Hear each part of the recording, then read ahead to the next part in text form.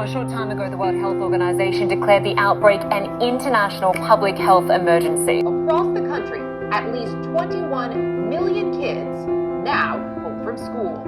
We had to develop a story that exemplified the importance of personal connection while under the restrictions of social distancing. Students who took part in our campaign rated themselves as 19% higher when asked about the level of understanding they have about racism on our campus. More likely to engage in social causes to promote inclusivity on our campus. The words that people get labeled with upon first impression are most likely based upon physical attributes.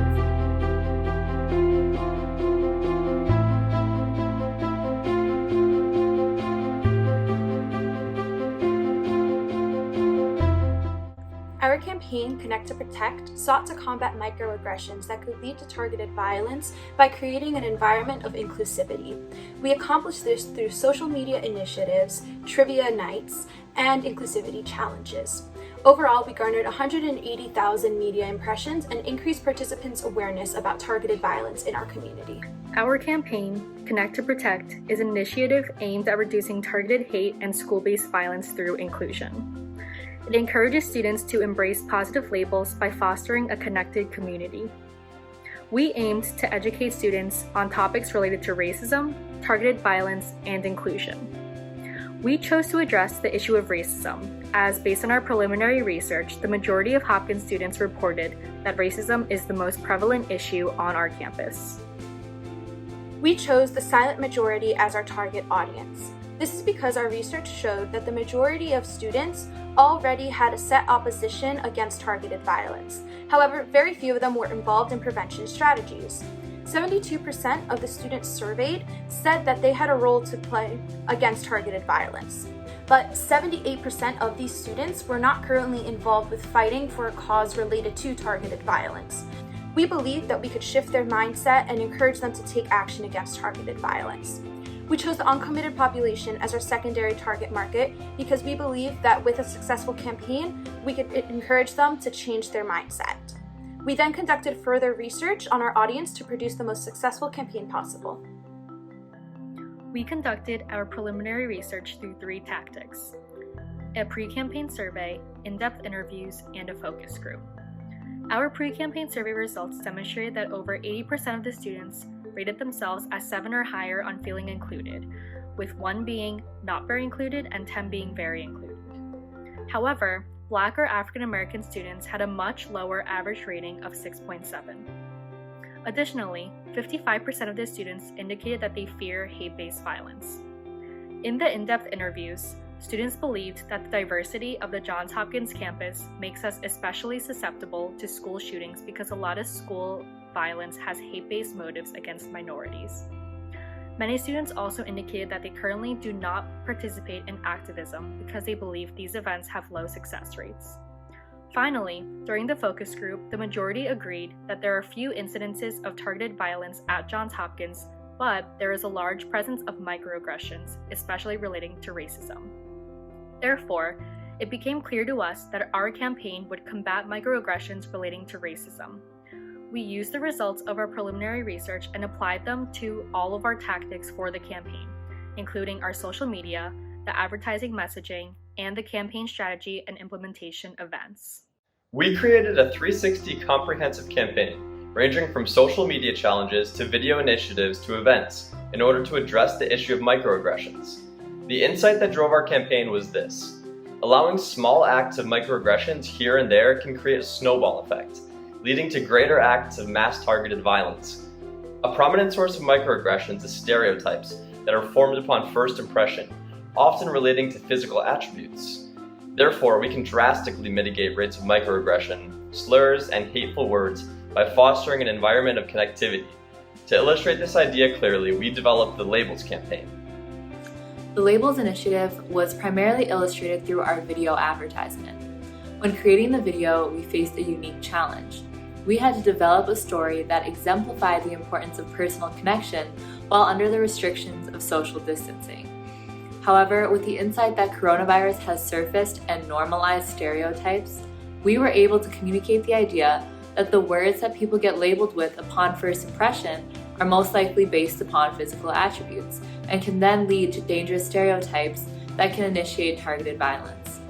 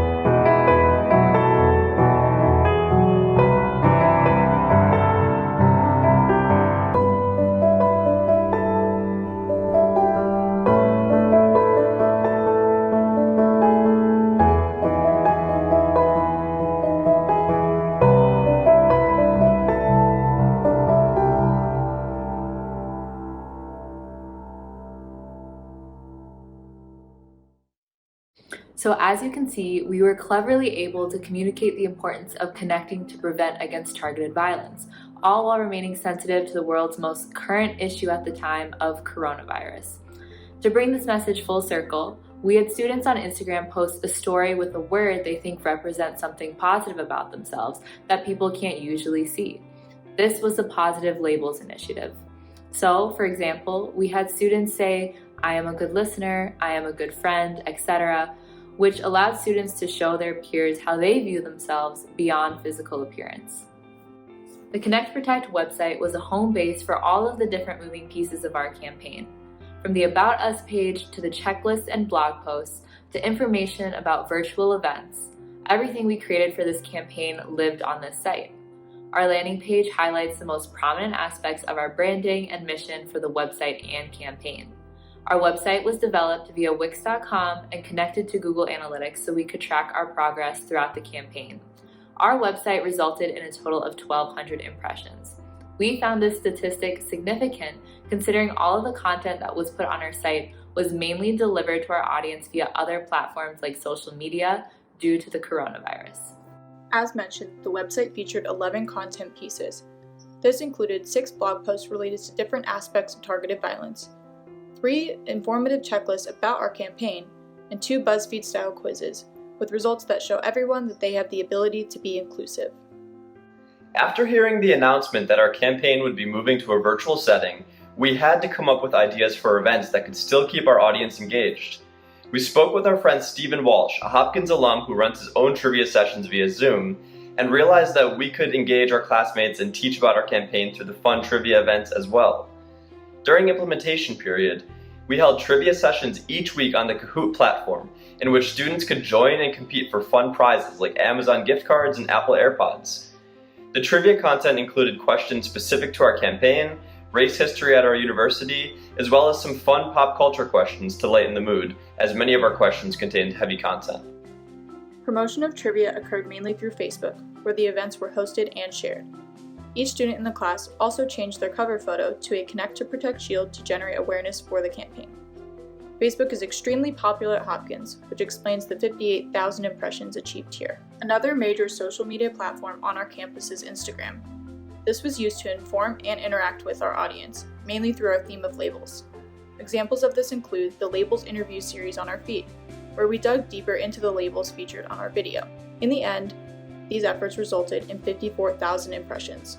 Lastly, for social media, we hosted a Snapchat contest, where participants could keep a streak with our campaign by sending in completion of daily inclusivity challenges. For example, they could answer the question, "How are you going to make Hopkins a more inclusive campus?" This was a more intimate way to connect with our audience and earned us 500 impressions. Finally, the website contained a press tab where we could post updates on any press hits that our campaign received.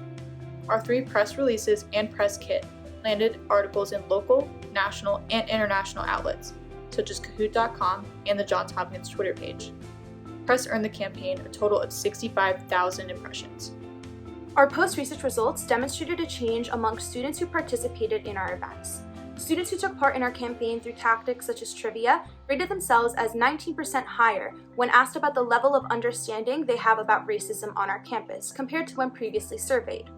Students who engaged with Connect to Protect had a 5% increase in feeling as if they could prevent targeted violence themselves, and a 4% increase in a likelihood to stand up to injustices. This shows that our campaign made a measurable impact on our audience and was successful. For the campaign, we allocated 59% of the budget to the Campaign Strategy and Implementation Department, 35% to the PR and Social Media Department, and 6% to the Advertising Department. Based on calculations of the budget spent, donations, impressions, and other factors, we determined that the impressions per student is 27.08. The main challenge we faced was keeping our audience engaged while being miles away from them. Based on previous adventure campaigns, more traction and a larger audience would have been gained by being on campus. But most of all, being on campus encourages more in-person dialogue and discussion, leading people to ask more questions and wanting to know more about targeted violence. We had to make sure our tactics would still encourage this level of discussion. Because of this, we decided to make our social media very interactive and not simply use it to promote our campaign. We also hosted trivia where we encouraged people to use the chat function to stay engaged and have these conversations and move them into everyday life after the event was over. By implementing Connect to Protect campus ambassadors, the labels and inclusion-themed social media challenges of the campaign can be further shared across social networks. Connect to Protect ambassadors would encourage those in their campus communities to take part in the challenges previously instituted in the Johns Hopkins community. They would be a part of a larger Connect to Protect network where they could share with other campuses how they are promoting inclusivity to fight against targeted violence in their school community. Additionally, the trivia events could be brought to surrounding universities such as Loyola University and the University of Maryland, and eventually reach universities in cities and states where targeted violence is very prevalent and more education and inclusivity is needed. These universities could collectively compete in virtual trivia events against each other, which would emphasize university-wide connection and collaboration while educating these communities. And finally, a Connect to Protect charter could be established on campus in coordination with the Office of Multicultural Affairs.